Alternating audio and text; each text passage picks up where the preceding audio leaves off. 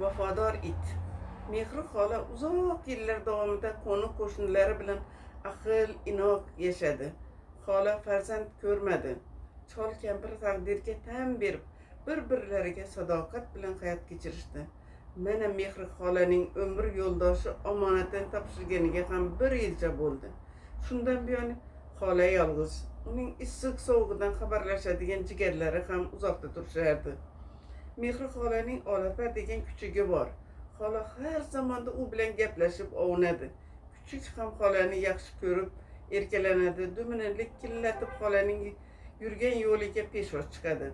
Kunlarning birida xola aka-ukalari ko'chirib olib ketishdi. Kuchuk egasiz qolib deydi itlarga qo'shildi. Axloqi buzildi. Itning qilmishlaridan ozorlangan qo'shnilari nima qilarini bilmay oxiri xolaga qo'ng'iroq qilishdi. Xolajon, itingizni kasridan uyimizga ham kira olmay qoldik. Yonida begona itlar arimaydi. Nima qilishga ham hayronmiz. Bu gapdan so'ng Mehri xola qo'shnilaridan xijolat bo'lib tuni bilan mijja qoqmay chiqdi. Ertasi tongdayoq mashina tutib uyiga yetib bordi-da, itini mashinaga solib qo'shni tumanga tashlab keldi. Ammo ne ko'z bilan ko'rsinki, ertasiga ertalab it yana o'z uyida dumini likillatib yuribdi. Mashina bilan 2 soatda bosib o'tiladigan yo'ldan manzilni adashmay topib kelganichi uning tavba xola hayron bo'ldi. Mehri xola o'ylab bir qarorga keldi. Baribir itni ukasining uyiga olib keta olmaydi. Ularga bu yoqmasligi aniq. Shu bois itni shu atrofda joylashgan ziyoratgoh yaqiniga tashlab keldi. Shunda eng muhimi, it och nahor qolmaydi. Chunki u yerda yegulik serob. Deyarli har kuni osh-ovqat pishiriladi.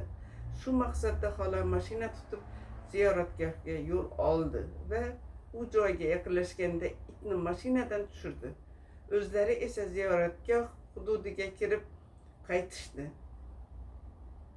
ketishdi. Qaytayotsa, ajabo, it tushgan o'rnida 2 oyog'ini tirab kutib o'tiribdi.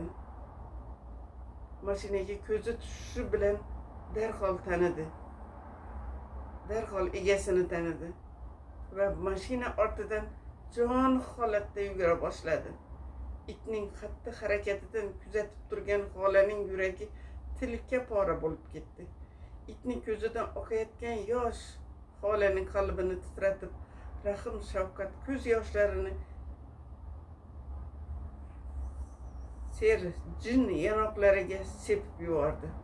Ammo Mehri xola uchun vafodorini tashlab ketishdan o'zga chora yo'q. Endi itning taqdiri Yaratganga havola. Taqdirda. Rahmat.